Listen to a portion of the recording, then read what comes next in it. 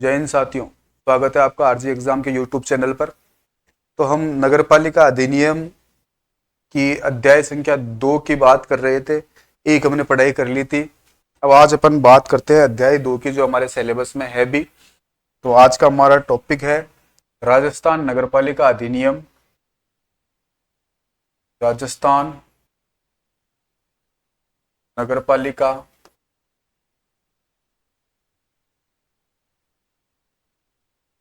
अधिनियम 2000। इसका जो अध्याय है, अध्याय 2, नगरपालिकाओं का गठन एवं शासन। नगरपालिकाओं का गठन एवं शासन। नगरपालिकाओं का गठन एवं शासन, ये क्या है? हमारा आज का पार्ट है। इसके अंदर जो धाराओं की बात की गई है, सेक्शंस जो है इसके अंदर, वो है 3 से 50 तक। 3 से 50 तक। तो जितनी धाराएं हम, एक तो अपनी दूसरी तैयारी भी साथ के साथ रखना। इसको जितना टाइम दे रहे हो, एक बार का जीके वगैरह उतना तैयार करो कि सामने वाले जो पेपर आ रहे हैं वो एक बार कवर हो जाए। और इसको भी प्रॉपरली टाइम देते रहो, घंटे 1.5 घंटे आराम से पढ़ लिया करो। तो आज अपन जितनी धाराएं होती है, जैसे मैंने, उतनी धाराएं अपन पढ़ते हैं, बाकी उनको डीप पढ़ के जाना है। हो सकता है कोई सब सेक्शन से पूछ ले क्वेश्चन। तो आज अपन धारा 3 से 50 तक की बात करते हैं। जितनी हमें याद हो सकती है उतनी ही हमें अपने दिमाग को बर्डन देना है कि अपन इतनी ही याद कर सकते हैं, क्योंकि हमें और भी पढ़ाई करनी है आगे। तो राजस्थान नगरपालिका अधिनियम 2009 का अध्याय 2, नगरपालिकाओं का गठन एवं शासन, जो पार्ट है उसमें धाराएं कितनी है? 3 से 50 तक। 3 से 50 तक। तो एक बार का अपन देखते हैं। जैसे धारा 3 में क्या लिखा हुआ है? नगरपालिका अधिनियम की धारा 3, इसके अंदर बात करोगे आप नगरपालिकाओं का परिसीमन। नगरपालिकाओं का परिसीमन कि नगरपालिका स्थानीय क्षेत्र को किस प्रकार नगरपालिका में मिलाना है, स्थानीय क्षेत्र को किस प्रकार नगरपालिका से बाहर निकालना है, स्थानीय क्षेत्र को नगरपालिका के अंदर किस प्रकार अपवर्जित करना है। दो नगरपालिकाओं के बीच में यदि कोई आवास गृह क्षेत्र या भंडार गृह आ रहा है तो वो पास वाली नगरपालिका को दिया जाएगा। या फिर ऐसी कोई नौबत आ जाए कि नगरपालिकाएं 2 है, एक है, उससे 2 बनानी है, या फिर 2 नगरपालिकाओं से एक नई नवगठित नगरपालिका बनानी है। ये सारा क्या होता है? परिसीमन। क्या होता है? परिसीमन। पढ़ोगे आप जब हम संसद पढ़ेंगे, है ना? संसद में ये नाम सुनते हैं हम, अनुच्छेद 79। अनुच्छेद 79 में क्या है? संसद। राज्यसभा किसमें है? 80 में। राज्यसभा किसमें है? 80 में। लोकसभा किसमें है? 81 में। और 82 में क्या है? परिसीमन। क्या है? परिसीमन, है ना? तो वो अपन उसके अंदर पढ़ाई करेंगे आगे जब पॉलिटी पढ़ेंगे। तो परिसीमन जो है उसका मतलब होता है कि उसके क्षेत्र में किस प्रकार हमें परिवर्तन करना है, उसके क्षेत्र को किस प्रकार बताना है ना? पहली बात तो ये। दूसरी बात, इसको पूरा डिस्क्रिप्टिव पढ़ना है, लेकिन एक बार का हम देखते हैं हमें आज कौन कौन सी पढ़ाई करनी है, क्योंकि आप जीके को भी उतना ही टाइम दें जितना आप इससे दे रहे हो। ठीक है? बर्डन नहीं रखना। धाराएं हमेशा धीरे धीरे याद होती है, एक साथ याद नहीं होती है। टारगेट लेके चलो, रोज की 15 याद करनी है, लेकिन उसे पूरा पढ़ के जाना है। उसके बाद में धारा 4 में क्या है? नगरपालिकाओं को, नगरपालिका बोर्ड को, यहां ध्यान रख लेना, ऐसे परिवर्तनीय उपबंधों से छूट है जो उनके लिए अनुपयुक्त हो। तो नगर पालिका क्या करती है? कुछ ऐसे उपबंधों से छूट ले सकती है जो उनके लिए क्या हो? अनुपयुक्त हो। लेकिन लेखबद्ध कारणों से, और इन छूट को राज्य सरकार पुनः लागू भी कर सकती है, और या चाहे तो इन्हें मान्य से इनकार भी कर सकती है। यह आपको थोड़ा सा ध्यान रखना है। आगे देखिए धारा 5, धारा 5, धारा 5 के अंदर क्या है? धारा 5 देखो, ई ई ई धारा 5 में जो अल्फाबेट होता है 5 नंबर पे क्या आता है? ई आता है। क्या होता है? ई आता है। तो धारा 5 से एस्टैब्लिश्ड यानी स्थापना और निगमन, ये क्या ध्यान में रखोगे? नगर पालिकाओं की स्थापना एवं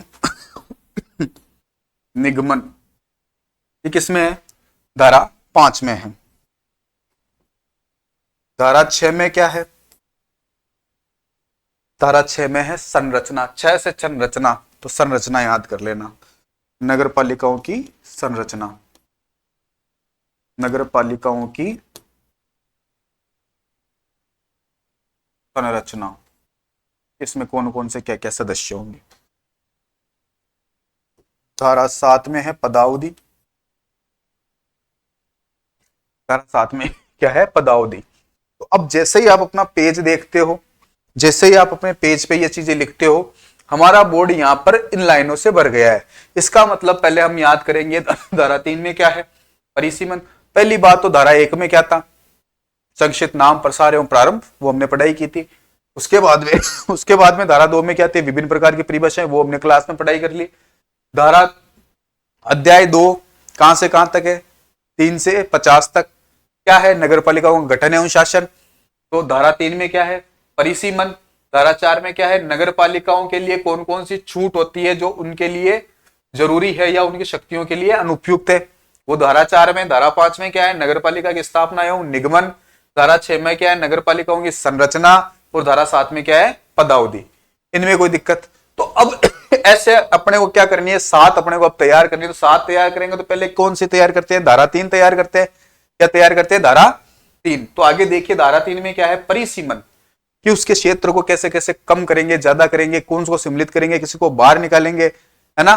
कलेक्टर के द्वारा प्राधिकृत, या तो कलेक्टर या उसके द्वारा प्राधिकृत व्यक्ति किस तरह से नगरपालिका स्वयं वो खर्चा उठाएगी, सीमा चिन्हों का निर्धारण कैसे होगा, और 3 ही चीज का काम आएगी। एक तो नगर आपके राजस्थान राज्य सरकार, दूसरा राज्यपाल, एक सीएमओ यानी मुख्य नगरपालिका अधिकारी, अध्यक्ष और कलेक्टर। ये 4-5 शब्दों के इर्द गिर्द ये आपकी धाराएं 3 से 50 घूमेगी। आगे देखिए तो धारा 3,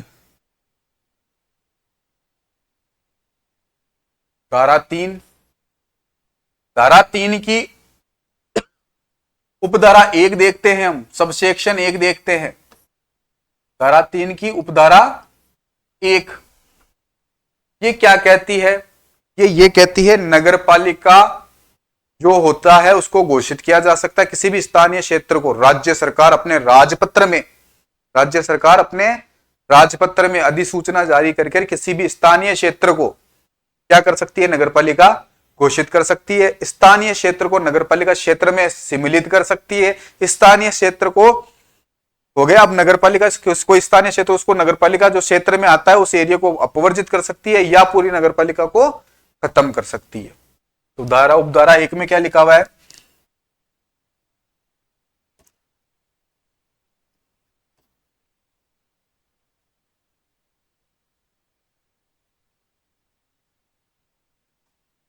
राज्य सरकार अपने राजपत्र में घोषित कर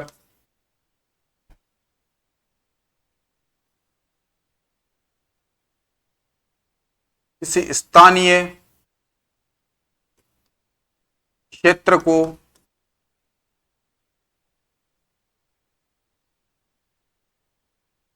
नगरपालिका, स्थानीय क्षेत्र को नगरपालिका क्षेत्र घोषित कर सकती है। ठीक है।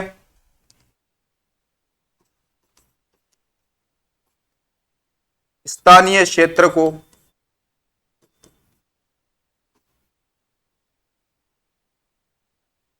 नगरपालिका में, पहली चीज हो गई।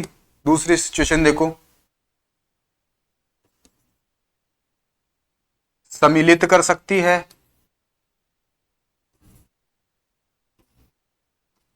ठीक है, किसी नगरपालिका क्षेत्र को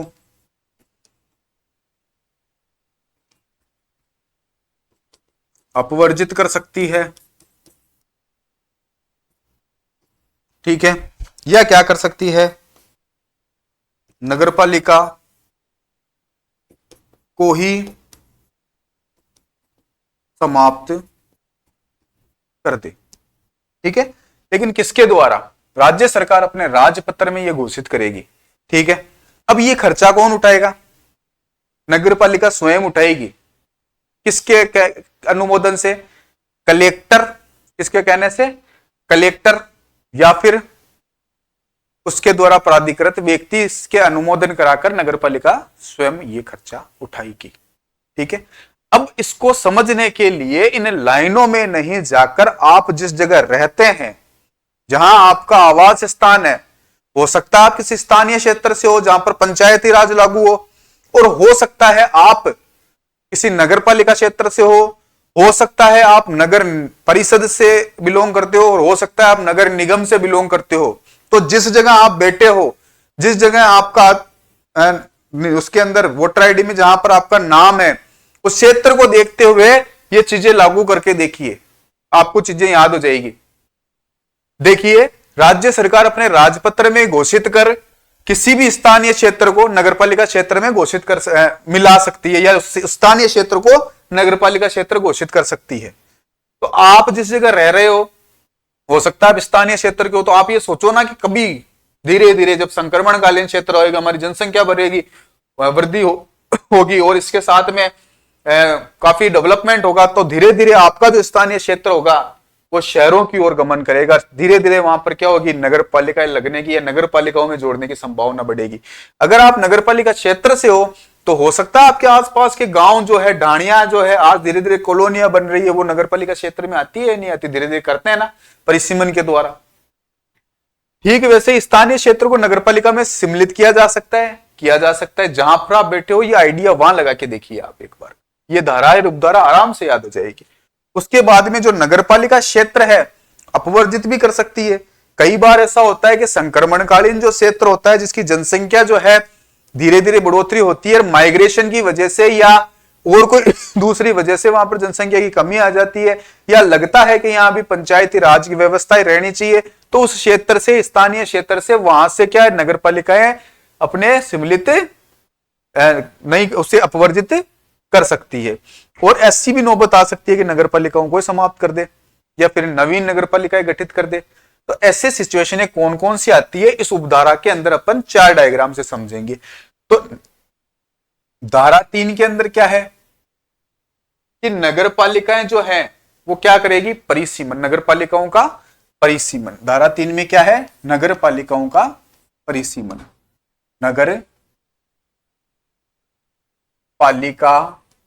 नगर पालिका का मतलब समझ गए ना।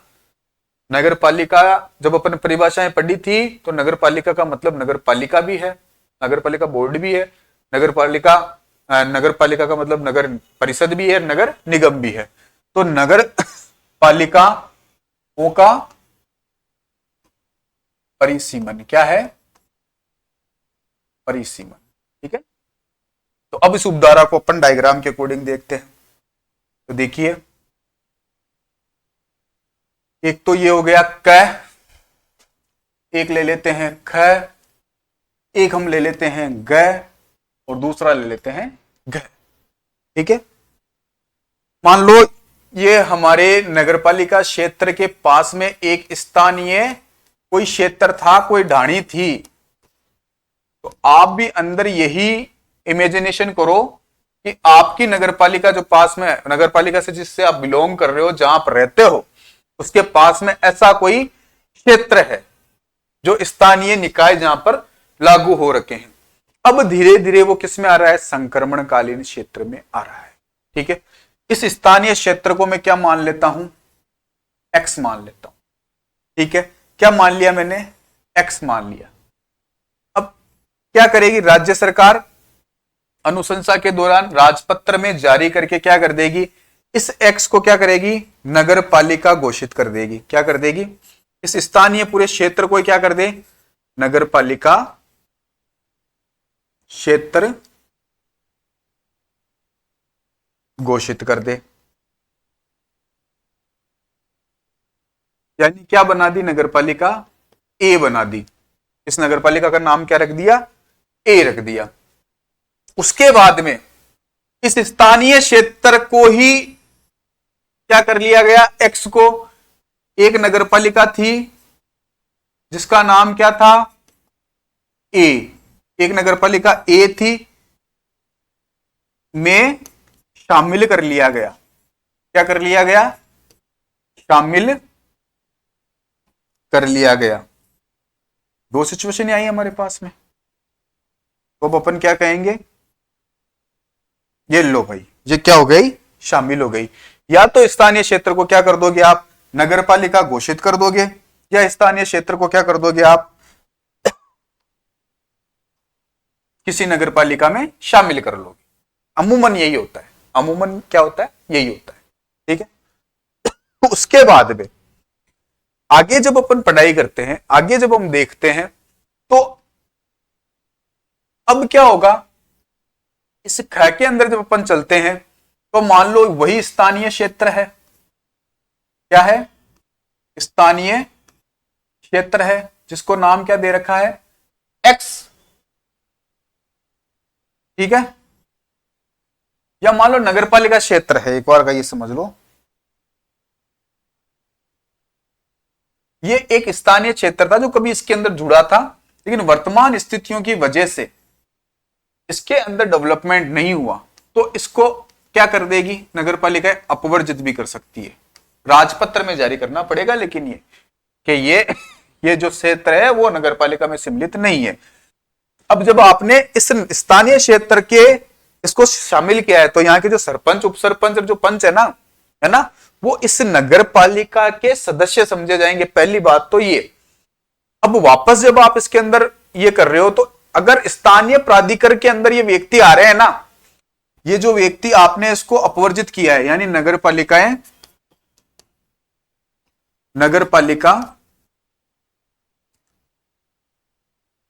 इन क्षेत्रों को अपवर्जित भी कर सकती है। क्या कर सकती है, अपवर्जित भी कर सकती है। तो हमने कर दिया, देखो माइनस किसको को बताता है, कम करने को बताता है, तो अपवर्जित भी कर सकती है। तो यहां के जो व्यक्ति जो स्थानीय निकाय से रिलेटेड थे, इस वाली सिचुएशन के अंदर वो तो हमने शामिल कर लिए, तो यहाँ के जो सरपंच, उप सरपंच है, वो तो नगरपालिका के क्या बन गए, सदस्य बन गए। लेकिन जब बात करते हैं इस ख की, है ना, तो ये जो ख वाला सिचुएशन होगी वो आपके ये बताएगी कि नगरपालिका इन क्षेत्रों को अपवर्जित कर सकती है। अब अपवर्जित किए तो इनके सदस्य भी तो पार्षद वगैरह भी तो अपवर्जित होंगे। अब अगर ये किसी स्थानीय प्राधिकरण के अंतर्गत आती है, तो वो फिर सरपंच, उप सरपंच वो इसके अंदर बना दिए जाएंगे। ये दो सिचुएशन आपको समझ में आ गई। या तो क्या कर देंगे, पूरे स्थानीय क्षेत्र को नगरपालिका बना देंगे, ये सिचुएशन कम देखी जाती है। ये सिचुएशन ज्यादा देखी जाती है कि नगरपालिका ए में स्थानीय क्षेत्र को, कोई ढाणी को शामिल कर लिया जाता है, उसे वार्ड का दर्जा दे दिया जाता है। ठीक है, अगर नगरपालिका में से किसी क्षेत्र को निकालना है तो उसे अपवर्जित कर सकेगी, और बाकी जो इसके सदस्य हैं इसके सदस्य समझे जाएंगे, क्या नहीं समझे जाएंगे। भाई ग की बात करते हैं, आगे बात करते हैं ग की। ग में क्या होता है कि जो भी ऐसी सिचुएशन आ जाए कि नगरपालिका ए का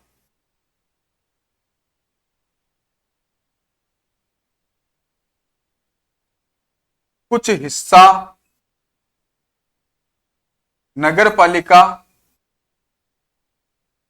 बी में आता हो, अब पहले तो मुझे ये बता दो, नॉर्मल कोई कस्बा है उसके अंदर ये सिचुएशन बन जाएगी क्या? उसमें ये सिचुएशन नहीं बनेगी। ये जो अपने निगम वाले होते हैं सिटी, उनके अंदर ये सिचुएशन देखी जाती है ना। निगम वाले में थोड़ी सी ये प्रॉब्लम हो जाती है, बाकी छोटे मोटे कस्बों में इतना बड़ा एरिया थोड़ी हो जाता है कि नगरपालिका ए का कुछ हिस्सा नगरपालिका बी में चला जाता है, ऐसा नहीं होता। नगर निगम में ये चीज देखी जा सकती है। जब ये नगरपालिका ए का कुछ हिस्सा नगरपालिका बी में आता है मान लो ये नगरपालिका ए है, इस नगरपालिका ए का हिस्सा किस में आ रहा है, कुछ हिस्सा नगरपालिका बी में आ रहा है, तो राज्य सरकार क्या कहेगी कि इसका जो ये क्षेत्र है वो किसके अंदर गिना जाएगा, नगरपालिका बी के अंदर गिना जाएगा, नगरपालिका बी में शामिल होगा या काउंट किया जाएगा। ठीक है।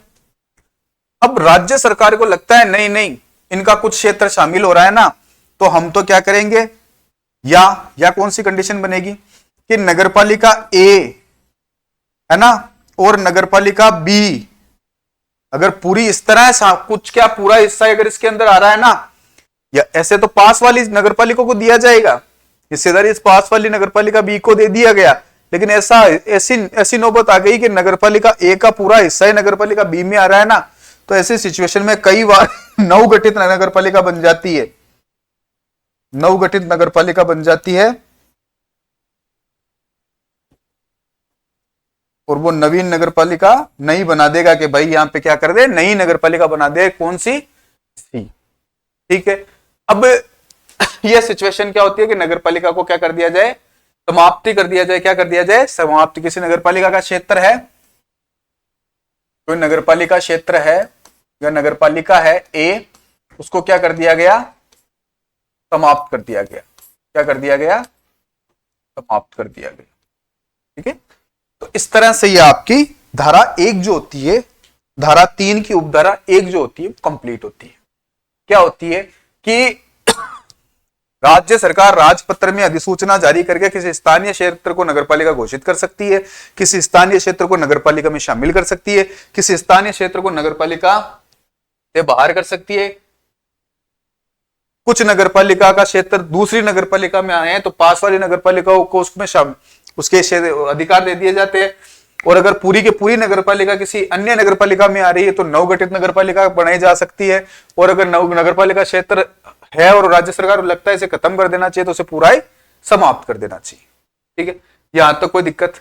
अब आगे देखिए, इस धारा 3 की उपधारा 2 देखिए, धारा 3 की उपधारा 2, इसका स्क्रीनशॉट ले लो, काम आ जाएगी आपकी।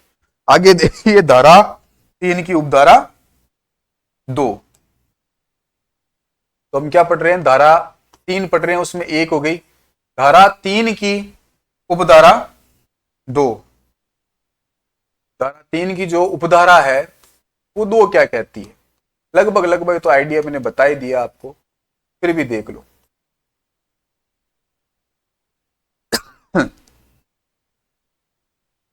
नवीन गठित नगरपालिका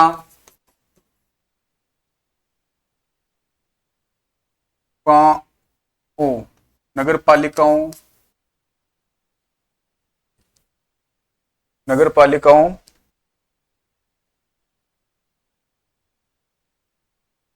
के सीमा चिन्ह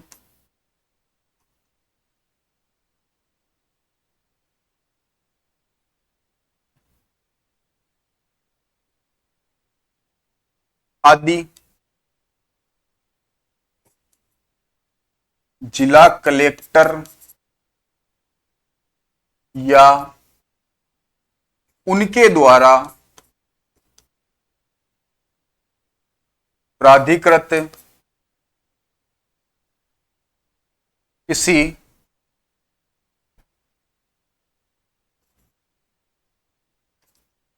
अधिकारी से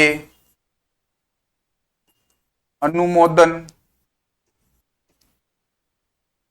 कराकर नगरपालिका स्वयं खर्चा वहन करेगी।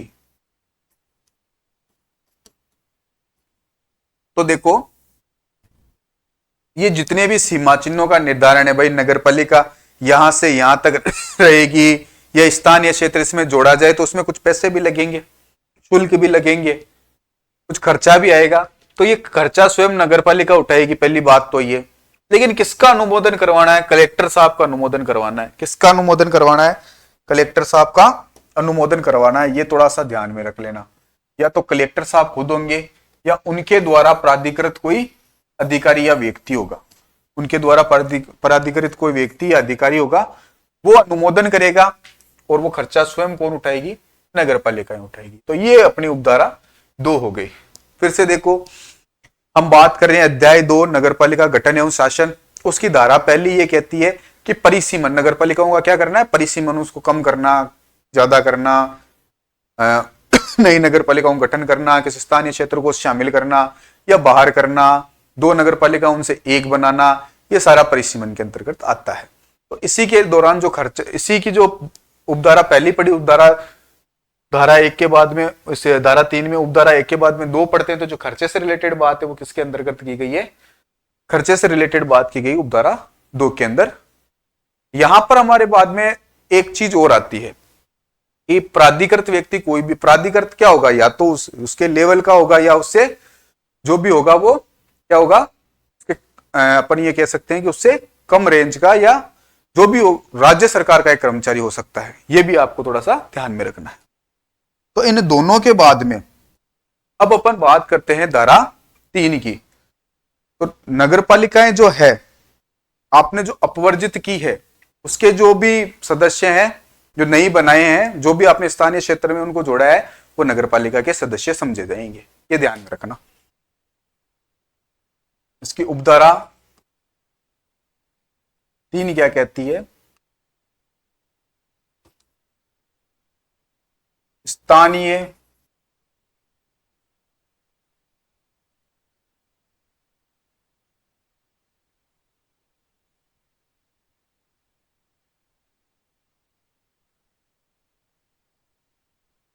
स्थानीय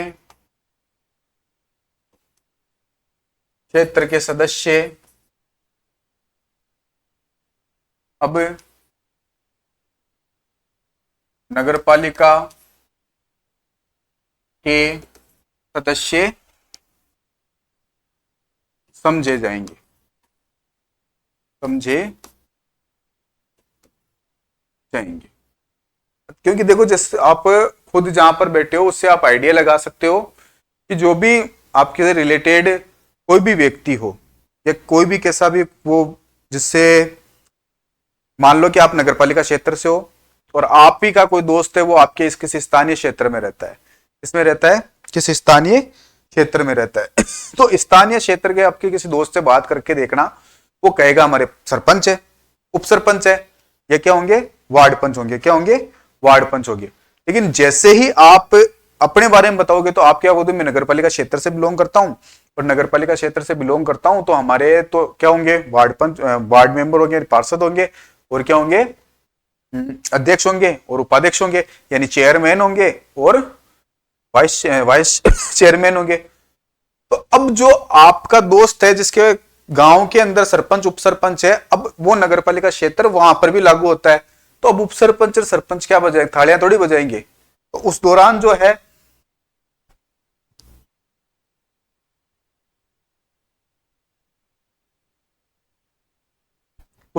है वो जो भी होंगे वो किसके अंदर समझे जाएंगे? नगरपालिका के सदस्य समझे जाएंगे। इसके अलावा क्या ध्यान में रखना है?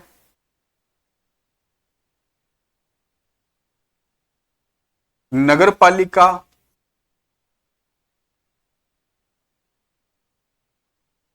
के दायित्व पर देख लो वापस इसको, धारा 3 और धारा 4। तो अब आपने जो भी व्यक्ति बनाए हैं, सदस्य बनाए हैं, उप सरपंच सरपंच को आपने क्या बना दिया? नगरपालिका का सदस्य बना दिया। ठीक है, वो कब बनेंगे? क्योंकि देखो, अब जो आपने खत्म किए ना नगरपालिकाएं, उसके जितने भी अधिशेष हैं, दायित्व, अधिकार है, वो शक्तिहीन हो गए हैं। क्या हो गए? अधिकारहीन हो गए हैं सारे। लेकिन अगर वो किसी स्थानीय प्राधिकारी में आते हैं तो वो वैसे के वैसे ही समझे जाएंगे। ठीक है, देखिए वापस, नगरपालिका के दायित्व, नगरपालिका के अधिकार,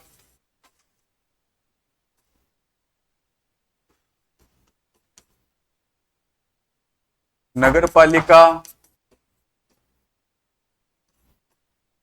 दायित्व, अधिकार की संपत्ति, ये सभी अधिकारहीन हो जाएंगे। कैसे हो जाएंगे?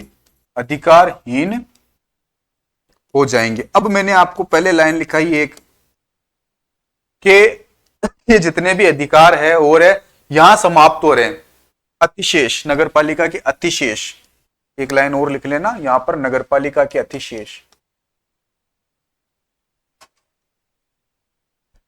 ठीक है, अब जैसे ही ये समाप्त हो रहे हैं, ठीक है, तो ये मेरे को बताओ, आपने जो मैंने एक बात बताई उपसरपंच सरपंच, वो इसमें है, आपको समझे जाएंगे, ये तो अपने पद को पता है, लेकिन इनके अगर समाप्त हो गए अतिशेष वगैरह, तो अब जो स्थानीय क्षेत्र समाप्त हुआ है वो किसी स्थानीय प्राधिकरण के अंतर्गत आता होगा कि नहीं आता होगा? तो ये जो भी नगरपालिका के दायित्व और अधिकार संपत्ति अतिशेष है वो किसमें समझे जाएंगे? स्थानीय क्षेत्र में समझे जाएंगे। मतलब इनडायरेक्टली जो मैंने पहली लाइन बोली कि सरपंच उपसरपंच और वार्ड पंच समझे जाएंगे वो, क्योंकि आपने क्या किया है, उस क्षेत्र को खत्म किया है।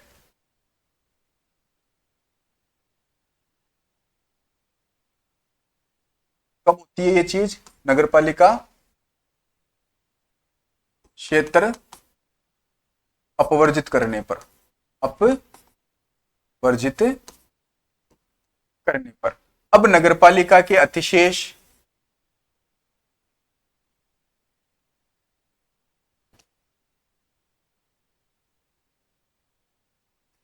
नगरपालिका के दायित्व,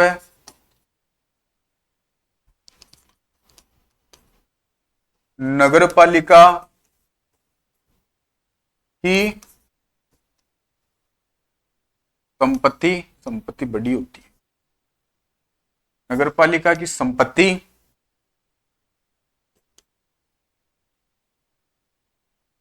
नगरपालिका के अधिकार,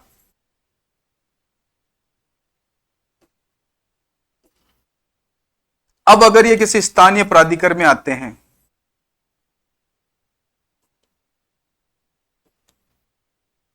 अधिकार में राज्य सरकार द्वारा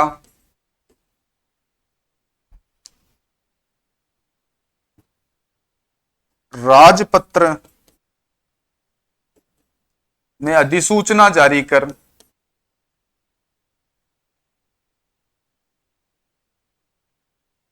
शामिल किए जाएंगे, शामिल किए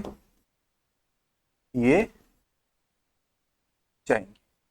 तो यहां तक देखो, मैंने जो पहले इसमें बात बताई वो क्या था कि जितने भी आपके, मान लो मैंने जब यहां पे लिखा था उपधारा, यहां पे उपधारा करना भाई ना, उपधारा,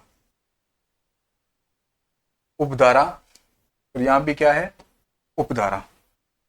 तो धारा 3 की जो उपधारा 3 और उपधारा 4 है, मैंने आपको पहले बताया था कि सरपंच उपसरपंच या वार्ड पंच जो भी है, अगर नगरपालिका क्षेत्र में शामिल कर लिए जाएंगे वो इसमें गिने जाएंगे, नगरपालिका में गिने जाएंगे, और बाहर निकाल दिए जाएंगे तो वापस क्या बन जाएगी? सरपंच वार्ड पंच, और वो आपके प्रधान वगैरह उसके अंतर्गत जोड़ लिए जाएंगे। ठीक है, अब यहां पर आने के बाद में कोई कंफ्यूजन, हमने पढ़ी धारा 2, धारा 2 में क्या, धारा 3 में क्या था? उनका परिसीमन, मतलब नगरपालिकाएं कैसे बनाई जाएगी, नगरपालिका में किस प्रकार स्थानीय क्षेत्र को जोड़ा जाएगा, उससे किस प्रकार उस स्थानीय क्षेत्र को निकाला जाएगा।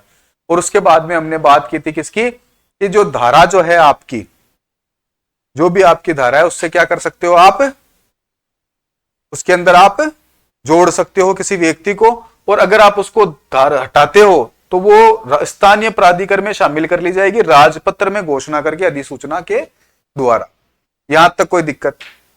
अब उपधारा 5 के अंदर क्या है कि हम किसी क्षेत्र को, जो नगरपालिका ए थी, उससे स्थानीय क्षेत्र को बाहर निकाल सकते हैं और बाहर निकालने के बाद में वो स्थानीय क्षेत्र समझा जाएगा। यहां तक कोई दिक्कत? अब बात करते हैं धारा 5 की एक बार, सॉरी धारा नहीं, धारा 3 की उपधारा 5, धारा 3 की उपधारा 5, उपधारा 5। कोई नगरपालिका ए है, उसमें से हमने क्या निकाल दिया, एक्स निकाल दिया। अब ये एक्स क्या है, एक स्थानीय क्षेत्र या स्थानीय निकाय की भूमिका निभाएगा। अब ये एक स्थानीय क्षेत्र होगा जिसमें सामान्यतः क्या लागू हो जाएगा, पंचायती राज लागू होगा। क्या लागू होगा, पंचायती राज लागू होगा। अब धारा 6 क्या, सॉरी धारा 3 की उपधारा 6 क्या कहती है कि मान लो कोई आवास गृह है, विनिर्माणशाला है, भंडार गृह है, ठीक है। तो जो ऐसी सिचुएशन आ जाए कि दो नगरपालिकाओं के बीच आ रहा है, तो जो पास वाली नगरपालिका होगी उसमें उसको शामिल किया जाएगा। देखिए आप सामने उपधारा 6 क्या कहती है।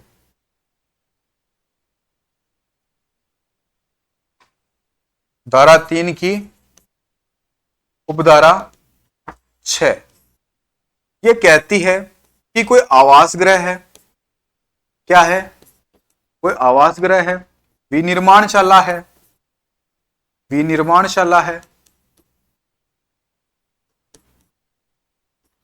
ना। या मान लो कोई ऐसी चीज, मेरे कहने का मतलब कुछ ऐसी चीज है, मान लो जहां रिको होगा वहां तो नगरपालिका का निषेध भी किया जा सकता है राज्य सरकार द्वारा। लेकिन कोई ऐसी आवास गृह, संस्कृति से रिलेटेड कोई चीजें हैं, भंडार गृह वगैरह, वो ऐसी सिचुएशन में आ जाए, आवास गृह है या विनिर्माणशाला है, वह दो नगरपालिकाओं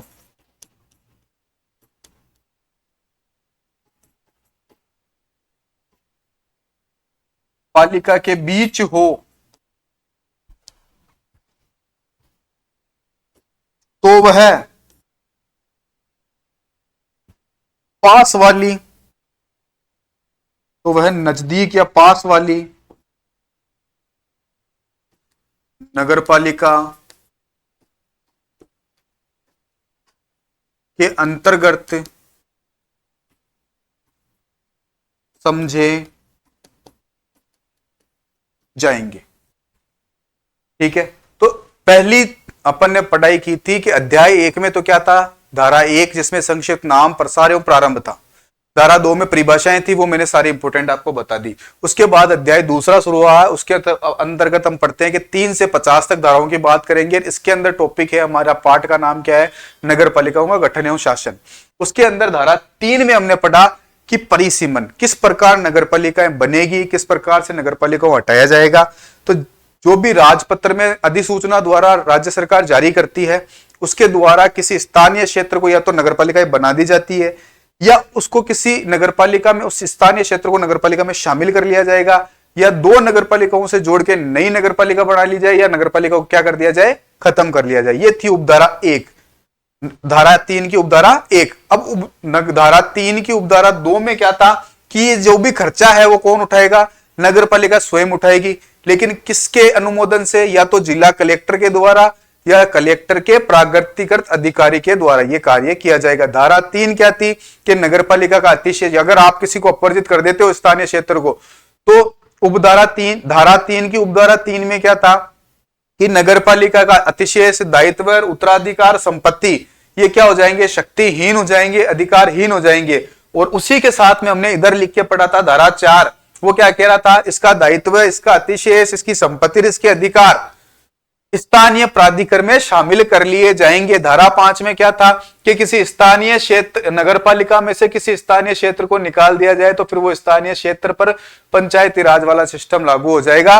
और धारा 6 में क्या था, आवास गृह, विनिर्माणशाला, जो अगर दो कुछ ऐसी चीजें हैं जहां पर एक फैक्ट्री बनी हुई है या कोई आवास गृह है और वो दो नगरपालिकाओं के बीच में आ रहा है, तो आप किसके अंदर उसको मानोगे, पास वाली नगरपालिका जो होगी, पास वाले जो उसके नजदीक जो ये पड़ेगा। मान लो ये एक निर्माणशाला है, यहां पर तो ए नगरपालिका है और यहां पर बी नगरपालिका है, और यहां पर आवास गृह है, तो मान लो ये ए के पास पड़ता है तो इस नगर पालिका में ये गिना जाएगा। यहां तक आपको क्या करना है, उपधारा 6 याद करना है। अब उपधारा 7 की बात करते हैं। उपधारा 7 और 8 दोनों साथ देख लो। ये धारा 3 की है, बीच धारा 3 की उपधारा 7 और उपधारा 8, उपधारा 8। इसके अंदर क्या क्या है, तो इसके अंदर जो एक तो जब मान लो नगर पालिका ए से नया वाई बन गई है, कोई गांव बन गया है, सॉरी नई नगर पालिका बन गया, उसको क्षेत्र में जोड़ लिया गया है, तो एक तो वहां पर ग्राम पंचायत के नियम लागू नहीं होंगे, क्या लागू हो जाएंगे, नगरीय निकाय और नगर निगम वगैरह, उसका जो नगर पालिका अधिनियम लागू हो जाएगा। ठीक है। अब 7 के अंदर आपका क्या ध्यान में रखना है, 7 में आपको ध्यान में यह रखना है कि जो भी नगर पालिकाएं वगैरह है उससे जो आपने जो स्थानीय क्षेत्र को अलग किया है वहां पर सारे पंचायती नियम लागू होंगे। जैसे मैं पहले उपधारा 8 की बात कर लेता हूं। इसके अंदर यह है कि धारा 3 के आधार पर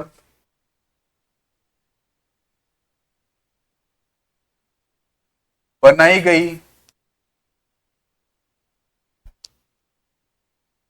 नगर पालिका पर अब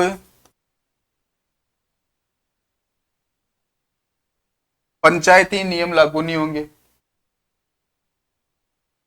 पंचायती राज लागू नहीं होगा, लागू नहीं होगा, मतलब वो गांव नहीं रहेगा, वो गांव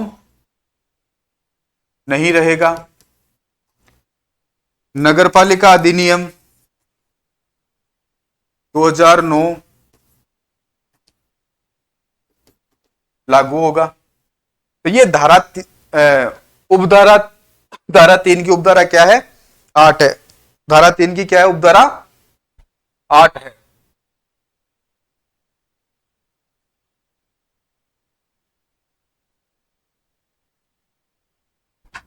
इसके अलावा दूसरा क्या ध्यान में रखोगे, धारा 7 इसकी डिफरेंशिएशन में देख लेना। धारा 7 इसके डिफरेंशिएशन में मतलब अब ये गांव गांव नहीं रहा है, इसका मतलब कोई स्थानीय क्षेत्र कभी गांव था,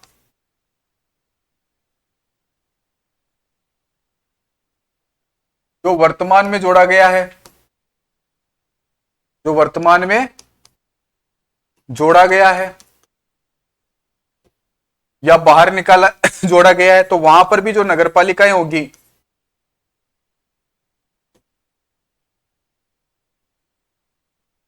वो कार्यरत होगी, सारे नियम नगरपालिका के लागू होंगे। और जो स्थानीय क्षेत्र के सदस्य थे वो अब सदस्य कौन होंगे, सरपंच हो गए, उप सरपंच हो गए या पंच हो गए, वो किसके समझे जाएंगे, नगरपालिका के सदस्य समझे जाएंगे। यहां आके आपकी नगरपालिका की धारा 3 कंप्लीट होती है। अब बात करते हैं धारा 4 की।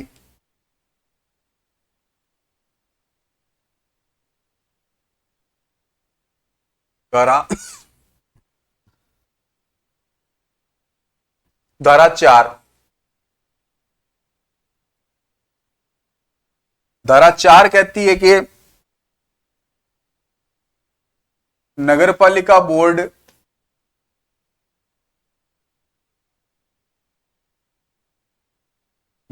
को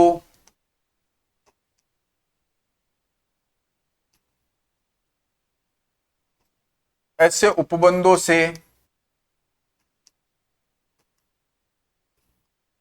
छूट ले सकती है जो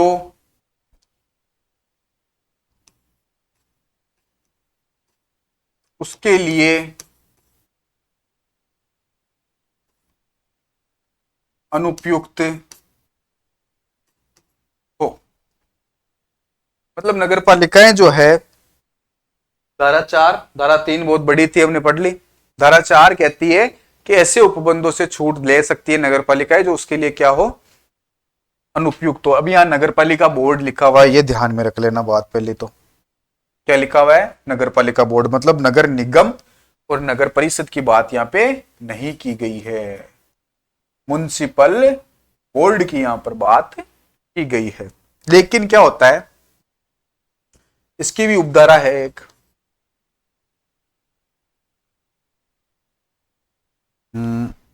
लेखबद्ध कारणों से, लेकिन एक लाइन तो आपको पता ही रहनी चाहिए, राजपत्र में अधिसूचना जारी करवा के। तो लेखबद्ध कारणों से,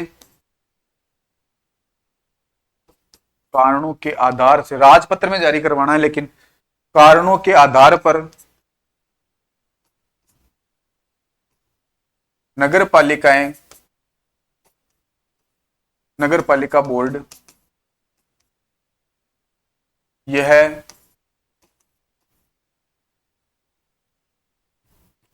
छूट प्राप्त कर सकती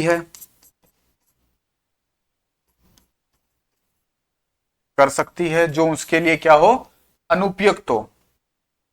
लेकिन राज्य सरकार यानी राजस्थान सरकार उन्हें लागू कर सकती है।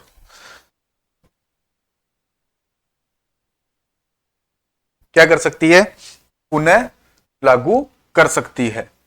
दूसरी चीज क्या है, उपधारा 2 क्या है इसकी, उपधारा 2 के अंदर लिखा गया है,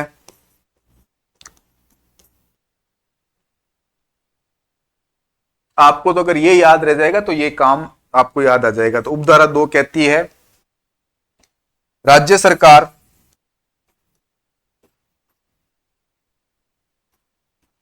इन उपबंधों से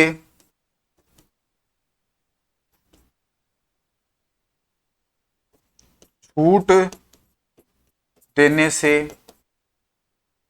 मना भी कर सकती, मना भी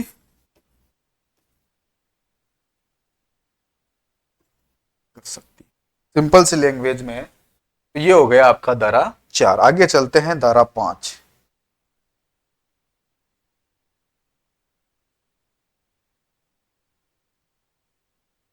धारा 5, धारा 5 में क्या है,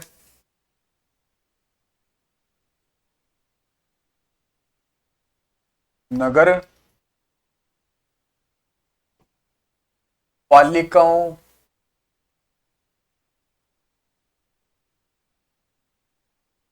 की स्थापना एवं निगमन, नगर पालिकाओं की स्थापना एवं निगमन। तो नगर पालिकाओं की स्थापना और निगमन में क्या है कि किस प्रकार नगर पालिकाएं बनेगी, किस प्रकार से नगर पालिकाओं में जो है वो कार्य होगा। तो नगर पालिकाओं की स्थापना और निगमन से पहले संक्रमणकालीन क्षेत्र को समझो। 3 जो होते हैं इसकी संस्थाएं होती है, जनसंख्या के आधार पर होती है नगर पालिका बोर्ड। तो उधर जो भी मैंने पढ़ाया था ना धारा 4, उसके अंदर था नगर पालिका बोर्ड ऐसे अनुपयुक्त, जो उसके लिए अनुपयुक्त है उससे वो छूट प्राप्त कर सकती है, लेकिन नगर परिषद नगर निगम वहां पे नाम नहीं था। ये थोड़ा सा ध्यान रखना। तो धारा 5 के अंदर जब अपन बात करते हैं ना, तो धारा 5 के अंदर इसकी स्थापना है, किनकी, नगर पालिकाओं की स्थापना और निगमन। जो हमने पहली क्लास ली थी, तो परिभाषाओं में नगर पालिकाओं का मतलब आपको यही समझना है, वो नगर परिषद भी हो सकती है, नगर निगम भी हो सकता है, नगर पालिका बोर्ड भी हो सकता है। तो हमें किसकी स्थापना करनी है, नगर पालिकाओं की स्थापना। तो 3 इसके अंदर क्षेत्र स्टेज बनते हैं, उनको समझना। पहला आता है संक्रमणकालीन क्षेत्र, संक्रमण कालीन क्षेत्र। इसका मतलब एक स्थानीय क्षेत्र अब क्या बनने जा रहा है, नगर पालिकाएं बन सकती है वहां पर नगर पालिका जैसा, शहरों जैसा क्या हो रहा है, कार्य चल रहा है, और वहां की जनसंख्या भी उस लेवल पर है कि अब क्या बनाई जा सकती है, नगर पालिकाएं बनाई जा सकती है। तो ई से याद रख लेना, 5 नंबर पर ई से आता है एस्टैब्लिश्ड यानी स्थापना। तो धारा 5 में क्या है, नगर पालिकाओं की स्थापना और निगमन।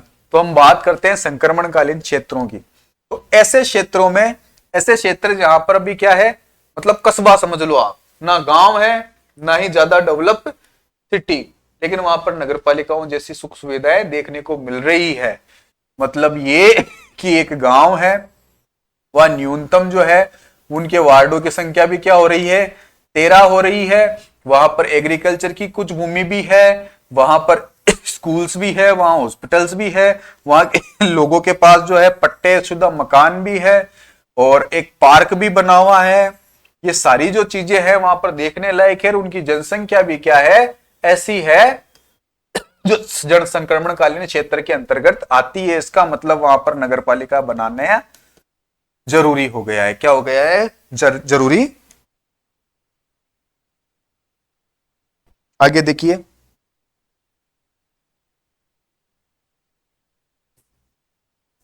तो संक्रमणकालीन क्षेत्रों में जो पहली संस्था बनेगी उसका नाम क्या होगा, नगर पालिका। क्या होगा, नगर पालिका।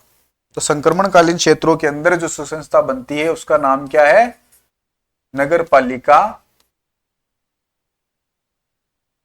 बोर्ड की स्थापना की जाती है। नगर पालिका बोर्ड की स्थापना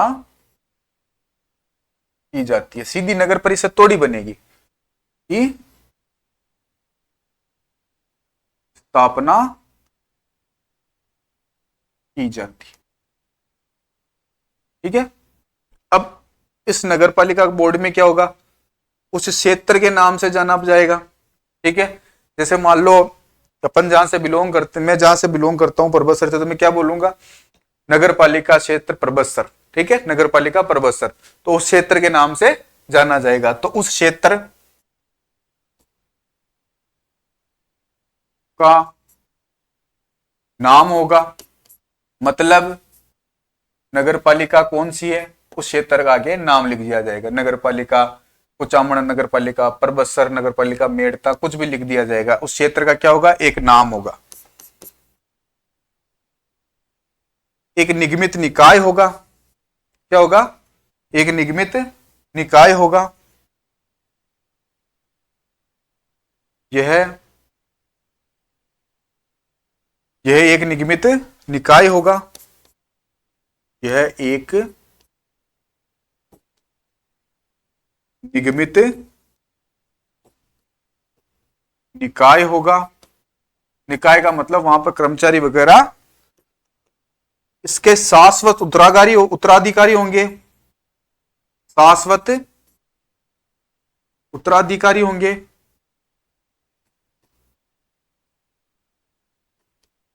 उत्तराधिकारी होंगे। और सबसे इंपॉर्टेंट चीज, इस नगरपालिका की एक सामान्य मोहर होगी, एक सील होगी। इस नगरपालिका की क्या होगी, एक सामान्य मोहर होगी जिससे ये सील लगाएगा। सामान्य मोहर होगी, एक सील होगी। ठीक है। तो ये क्या होगा, एक संक्रमणकालीन क्षेत्र जहां पर जनसंख्या के आधार पर आप इसका बंटवारा करोगे। तो नगर पालिका बोर्ड कहां बनता है, संक्रमणकालीन क्षेत्र में। और ये क्वेश्चन आने की पूरी पूरी संभावनाएं हैं। आगे देखिए, लघुतर निकाय, इसी की धारा 5 की ही उपधारा के अंदर हम पढ़ते हैं लघुतर निकाय। संक्रमणकालीन क्षेत्र हो गया। लघुतर निकाय के अंतर्गत ये आता है कि एक नगरपालिका थी, अब वहां की डेवलपनेस बढ़ी है, डेवलपमेंट और हुआ है, जनसंख्या भी बढ़ी है और मॉडिफाई भी हुआ है साथ ही साथ।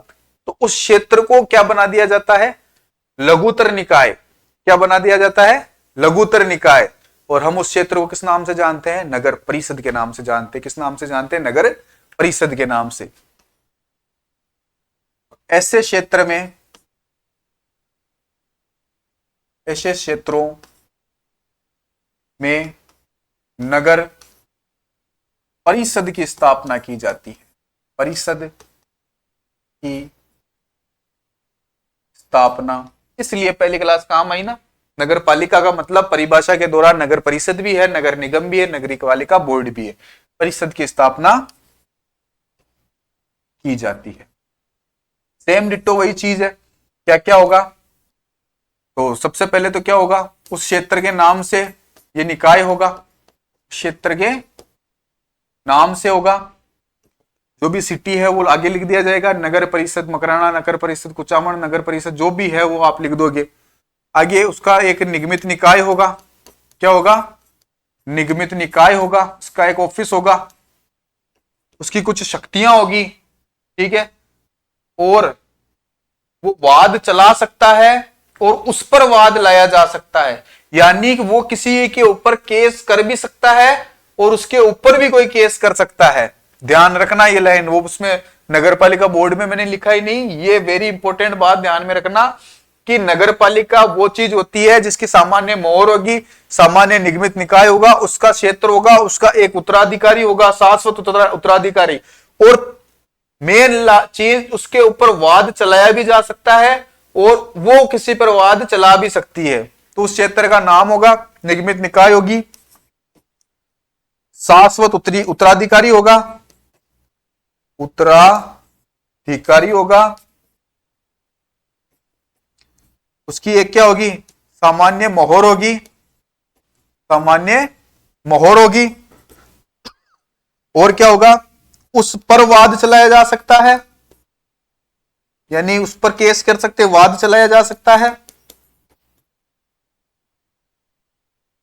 किस पर, नगर पालिका बोर्ड, नगर निगम या नगर परिषद पर, और वो यानी निकाय वो वाद चला सकता है, कोई इलीगल काम है तो उसके ऊपर। ये चीज समझ में आई। एक होता संक्रमणकालीन क्षेत्र, नगर पालिका बोर्ड बन गया, उससे बड़ा हो गया तो लघुतर निकाय क्या बन गया, नगर परिषद बन गया, उसके बाद में क्या बनेगा, वृहत्तर निकाय बनेगा। क्या बनेगा, वृहत्तर निकाय। आगे देखिए, वृहत्तर निकाय यानी बड़ा, वृहत्तर निकाय, वृहत्तर निकाय का मतलब क्या हो गया, बड़ा।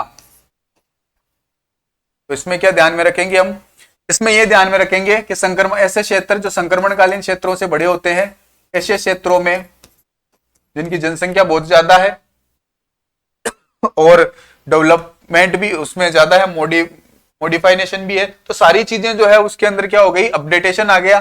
तो ऐसे क्षेत्रों के अंदर क्या होते हैं, नगर निगम की स्थापना की जाती है। क्या की जाती है, नगर निगम की स्थापना की जाती है। ऐसे क्षेत्रों में किसकी स्थापना कर दी जाती है, नगर निगम की स्थापना की जाती है। इसका भी क्या होगा, एक निगमित निकाय, एक तो शाश्वत उत्तराधिकारी होगा, ठीक है, सामान्य मोहर होगी यानी एक सील होगी, ठीक है, निगमित निकाय होगा, निगमित निकाय होगा, उस क्षेत्र के नाम से यह जाना जाएगा, नगर निगम जयपुर, नगर निगम अजमेर, नगर निगम कोटा, उस क्षेत्र के नाम से जाना जाएगा।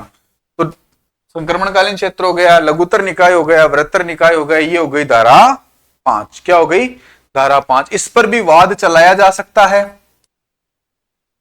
कोई व्यक्ति द्वारा चलाया जा सकता है, और वाद, और यह भी वाद चला सकती है, चला सकती। तो यहां पर आके धारा होती है 5 पूरी। अब बात करते हैं धारा 6 की। धारा 6,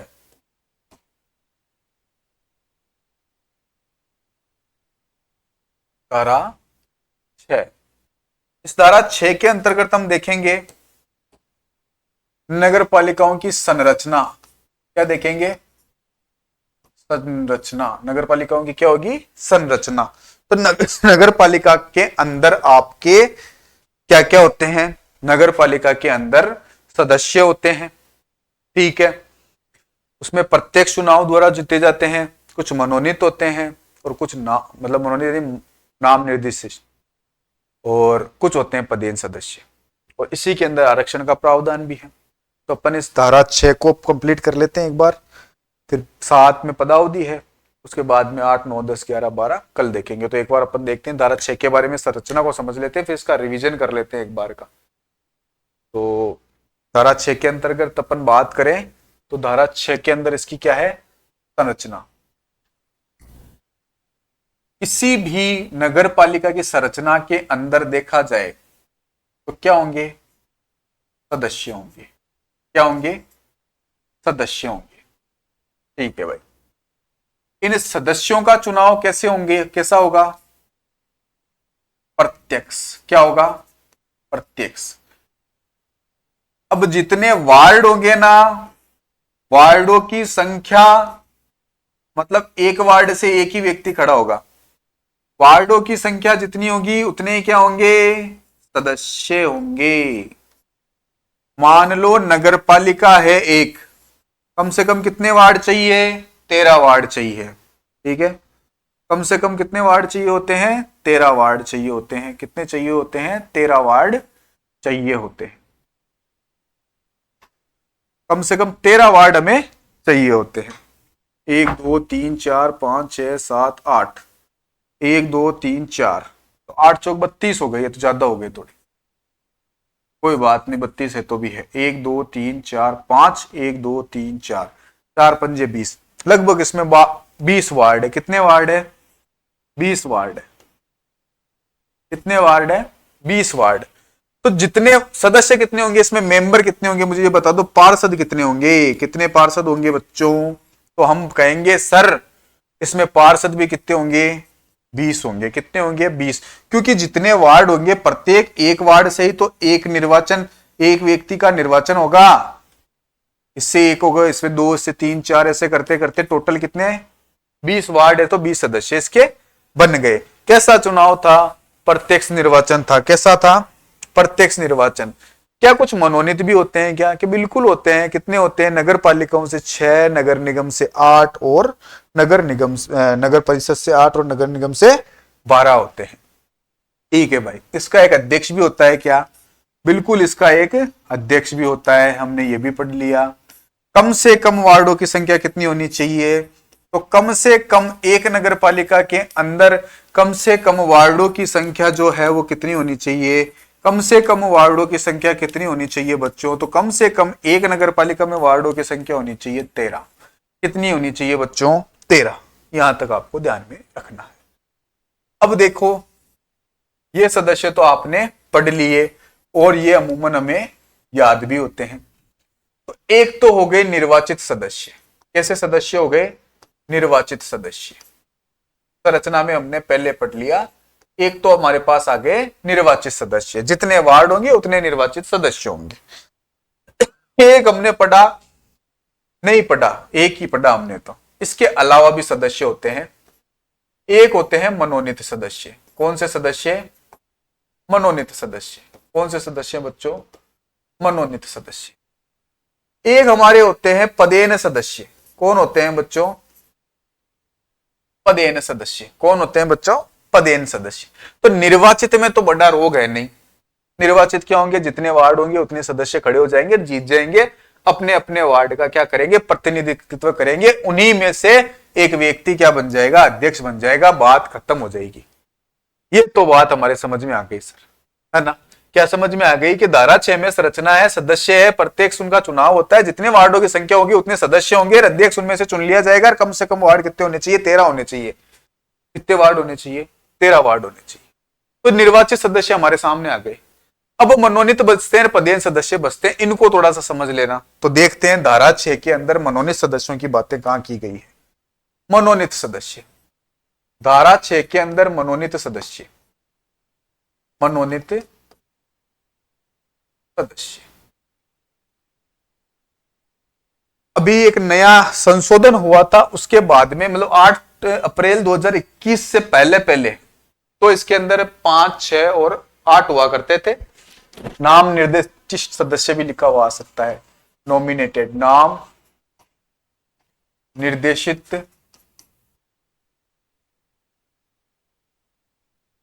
सदस्य। ठीक है ना? तो वर्तमान में कितने होने चाहिए? 8/4/2021 के बाद, 8/4/2021 के बाद कितने होने चाहिए? पहले तो थे 5, 6, 8, वो अलग बात है। अभी कितने होने चाहिए? तो नगर पालिकाओं में मनोनीत सदस्य कितने होने चाहिए? नगर पालिका बोर्ड में सदस्य में मनोनीत सदस्य संख्या कितनी होनी चाहिए? मनोनीत सदस्य संख्या होनी चाहिए सर 6, कि एक नगर पालिका बोर्ड में 6 मनोनीत सदस्य हो सकते हैं। ठीक है भाई। नगर परिषद में मनोनीत सदस्य कितने हो सकते हैं? 8 हो सकते हैं सर। कितने हो सकते हैं? 8 हो सकते हैं। नगर निगम में मनोनीत सदस्य कितने हो सकते हैं? 12 हो सकते हैं। कितने हो सकते हैं? 12 हो सकते हैं। क्या इनके लिए कुछ योग्यताएं हैं क्या, या कोई इसका फिक्स है क्या? ये भी क्या इसके अंदर ऐसी खासियत होनी चाहिए? तो नगर पालिकाओं का विशेष इनको ज्ञान होना चाहिए, और राजपत्र में या राज्यपाल द्वारा ये मनोनीत किए जाते हैं। इसके द्वारा किए जाते हैं मनोनीत? राज्यपाल। ये जो होंगे वो किसके द्वारा मनोनीत होंगे? राज्यपाल द्वारा। राज्यपाल द्वारा मनोनीत होंगे। ये क्वेश्चन बनने की संभावना रहेगी कि जो नगर पालिका के अंदर 6 मनोनीत सदस्य नॉमिनेटेड किए जाते हैं, नगर परिषद में 8 किए जाते हैं, नगर निगम के अंदर 12 नॉमिनेट किए जाते हैं, वो किसके द्वारा किए जाते हैं? अध्यक्ष के द्वारा, कलेक्टर साहब के द्वारा, अधिशासी अधिकारी या मुख्य कार्यपालक अधिकारी सीएमओ के द्वारा, और डी ऑप्शन आपके आएगा राज्यपाल द्वारा। तो राज्यपाल द्वारा ये क्या किए जाते हैं? मनोनीत किए जाते हैं। ये जो सदस्य हैं, मनोनीत सदस्य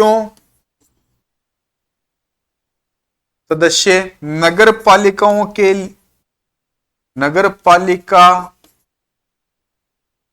से संबंधित विशेष ज्ञान या जानकारी रखने वाले होने चाहिए। ज्ञान रखने वाले हो। ये जो आपके मनोनीत सदस्य हैं वो नगर पालिका से संबंधित क्या होने चाहिए? विशेष ज्ञान होना चाहिए। ऐसे नहीं अपन चले जाए कि हमें मनोनीत करो। मनोनीत करो, कोई जानकारी है आपको, नगर पालिकाओं के बारे में कुछ जानते हो आप, तो इनको क्या होना चाहिए? जानकारी होती है। ठीक है भाई। एक चीज और, धारा 24 में जो निरर्थताएं दी गई हैं वो, एवं धारा 35 में निरर्थता, वो धारा 35 और ये 24 पढ़ेंगे जब देखेंगे। 35 की निर्भरताएं लागू होती है, तो इनके ऊपर ये धारा 24 और धारा 35 की निर्भरताएं क्या होती है? लागू होती है। आपसे तो सीधा सीधा मैं पूछ लेता हूं, नगरपालिका बोर्ड में वर्तमान में मनोनीत सदस्यों की संख्या कितनी होती है? 6। नगर निगम में, नगर परिषद में मनोनीत सदस्यों की संख्या कितनी होती है? 8। नगर निगम में मनोनीत सदस्यों की संख्या कितनी होती है? 12। इनको मनोनीत करता कौन है? राज्यपाल। मनोनीत सदस्य जो बनते हैं उस पर योग्यता क्या है? क्योंकि वो विशेष ज्ञान रखना चाहिए नगर पालिका से रिलेटेड। और निरर्थताएं कौन सी लागू होती है? तो धारा 24 और धारा 35 में जो निरर्थताएं हैं वो लागू इन पे होती है। इन्हें राज्य सरकार द्वारा कभी भी हटाया जा सकता है। ये लाइन भी ध्यान में रखना। अध्यक्ष नहीं हटाएगा, सीएमओ नहीं हटाएगा, कौन हटाएगा? राज्य सरकार ने कभी भी हटाई जा सकती है। तो निर्वाचित सदस्यों की जानकारी ले ली आपने, मनोनीत सदस्यों की जानकारी ले ली, यानी नाम निर्देशित सदस्यों की जानकारी ले ली। अब आप जानकारी ले लो पदेन सदस्यों की। इसकी जानकारी ले लो पदेन सदस्यों की। पदेन सदस्य कौन भाई? पदेन सदस्य। पदेन सदस्य, इधर देखा जाए, बात को समझा जाए। पदेन सदस्य में एक तो होगा विधानसभा का सदस्य और हमारे लोकसभा के सदस्य, सांसद, लेकिन किसके? लोकसभा के। राज्यसभा का कोई प्रतिनिधित्व नगर पालिका में नहीं होता है। क्या नहीं होता है? उनका कोई प्रतिनिधित्व अपने नगर पालिकाओं में नहीं होता है। किससे होंगे? लोकसभा से। किससे होंगे? लोकसभा। ये ध्यान रखिए। पदेन सदस्य कैसे कैसे होते हैं। इधर मैं लिख लेता हूं नगर पालिका बोर्ड। क्या लिख लेता हूं? नगर पालिका बोर्ड। इधर मैं लिख लेता हूं नगर परिषद बोर्ड। नगर परिषद ही लिख लेता हूं, बोर्ड नहीं लिखा जाता। ठीक है भाई साहब। इधर मैं लिख लेता हूं नगर निगम, corporation, municipal council, municipal and municipalities board.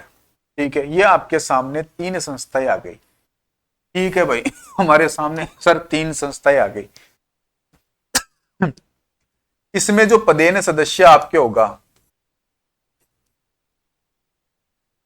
वो कौन होगा? हमारे एमएलए साहब होंगे भाई, मेंबर ऑफ लेजिस्लेटिव असेंबली के। कौन होंगे? मेंबर ऑफ लेजिस्लेटिव असेंबली से रिलेटेड। वहीं हमारे एमपी भी होंगे। नगर परिषद में क्या होंगे? तो नगर परिषद के अंदर एमपी इसके अंदर नहीं आएंगे भाई।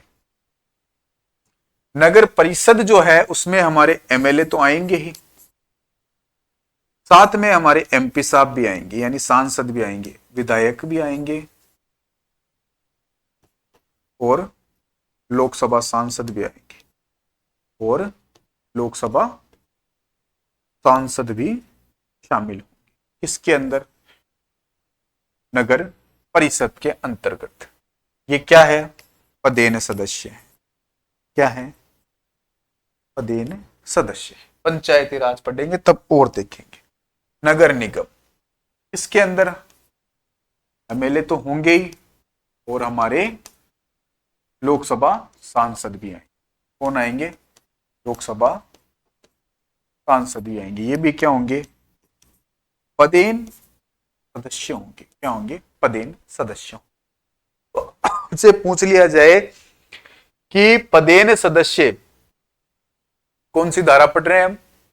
धारा 6 की संरचना के अंदर पदेन सदस्य जो है वो एमपी जो पदेन सदस्य बनता है नगर परिषद का, नगर निगम का, नगर पालिका का या ए और बी, तो किसका बन रहा है? ए और बी का बन रहा है, नगर परिषद का और नगर निगम का। तो एमपी जो होता है वो किसका पदेन सदस्य हो सकता है? वो पदेन सदस्य आपके हो सकता है किसका? एक तो परिषद का और दूसरा निगम का। ठीक है, कौन से एमपी? लोकसभा के सदस्य। कौन से एमपी? लोकसभा के सदस्य। लोकसभा के जो सांसद है वही। राज्यसभा से रिलेटेड यहां पर कोई भी कार्य नहीं है, तो राज्यसभा को आप क्या लगाओगे यहां पर? राज्यसभा से रिलेटेड कोई भी प्रावधान या उसका सांसद जो इसका पदेन सदस्य नहीं बन सकता, ये वाली लाइन आप अलग से ध्यान में रखोगे। अब इसको एक बार वापस समझ लो कि पदेन सदस्य, निर्वाचित सदस्य क्या है। इधर होती है नगर पालिका। ठीक है भाई साहब। इधर होती है नगर निगम भाई साहब, सॉरी नगर परिषद आ जाएगी तो नगर परिषद। ये लो भाई साहब। इधर हमारे आ गई नगर निगम भाई साहब। ठीक है भाई, जितने वार्ड होंगे उतने क्या होंगे? सदस्य। इनके सदस्यों को आप क्या कहोगे? पार्षद। कम से कम कितने होने चाहिए? 13। कम से कम कितने होने चाहिए? 13 होने चाहिए। कम से कम कितने होने चाहिए? 13 होने चाहिए। इनके सदस्य क्या कहलाए? पार्षद कहलाए। ठीक है, यहां पर क्या होगा? एक अध्यक्ष होगा। क्या होगा? अध्यक्ष, चेयर मैन। क्या होगा, चेयरमैन। उसके बाद में क्या होगा, उपाध्यक्ष। क्या होगा, उपाध्यक्ष यानी वाइस चेयर में, वाइस चेयर में। इसके सदस्य क्या है, पार्षद है। ये कैसे होते हैं, ये निर्वाचित होते हैं। कैसे होते हैं बच्चों, निर्वाचित होते हैं। ये निर्वाचित होंगे, लोगों द्वारा चुने जाएंगे। मनोनीत सदस्य,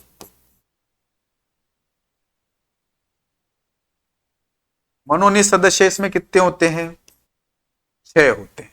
कितने होते हैं, 6 होते हैं। ठीक है, ये जानकारी रखते हैं किसकी, ये ज्ञान रखते हैं। कौन सा ज्ञान रखते हैं, नगर पालिका वाला ज्ञान रखते हैं। ठीक है, और इनको नियुक्त कौन करता है, मनोनीत कौन करता है, सॉरी, तो राज्यपाल। कौन करता है, राज्यपाल करता है। पदेन सदस्य कौन होगा इसमें, इसमें पदेन सदस्य कौन होगा, में आपके पदेन सदस्य जो है वो होगा आपका विधानसभा का सदस्य यानी एमएलए। कौन होगा, एमएलए। आगे देखिए, नगर परिषद, ये हो गया संक्रमणकालीन क्षेत्र, ये हो गया लघुत्तर निकाय। इसके जो निर्वाचित सदस्य होंगे वो कौन होंगे, निर्वाचित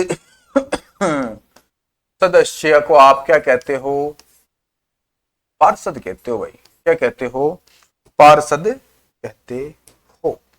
पार्षद कह दिया। इसके अध्यक्ष को आप क्या कहते हो, सभापति कहते हो भाई। क्या कहते हो, सभापति कहते हो भाई। वाइस प्रेसिडेंट, वाइस प्रेसिडेंट, आप सभापति यानी प्रेसिडेंट रे भाई। क्या कहोगे, प्रेसिडेंट कहोगे, पी कहोगे। उपाध्यक्ष को क्या कहते हो, वाइस प्रेसिडेंट, उपसभापति। क्या कहोगे, उपसभापति यानी वाइस प्रेसिडेंट।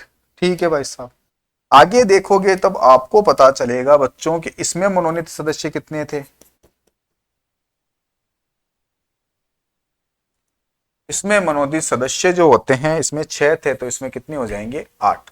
वही नगरपालिका ज्ञान रखने वाले होने चाहिए, राज्यपाल द्वारा मनोनीत किए जाते हैं। इसमें पदेन सदस्य देख लेते हैं भाई। पदेन सदस्य, मनोनीत सदस्यों पर निरंतरताएं 24 और 35 की लागू होती है, वो हमने पढ़ ली। पदेन सदस्य जो होते हैं बच्चों, पदेन सदस्य इसके अंदर एक तो आपका एमएलए तो होगा ही, प्लस में कौन होंगे, लोकसभा के सांसद भी होंगे, लोकसभा के सांसद भी होंगे। तो आगे देख लीजिए, इसके निर्वाचित सदस्य होंगे, क्या होंगे, निर्वाचित सदस्य होंगे, निर्वाचित सदस्य होंगे। उनको आप क्या कहोगे भाई लोगों, उन लोगों को आप पार्षद ही कहोगे, निगम पार्षद। इसके आगे निगम लगा देना, निगम पार्षद है ना, थोड़ा सी इज्जत मिल जाएगी। आगे देखिए,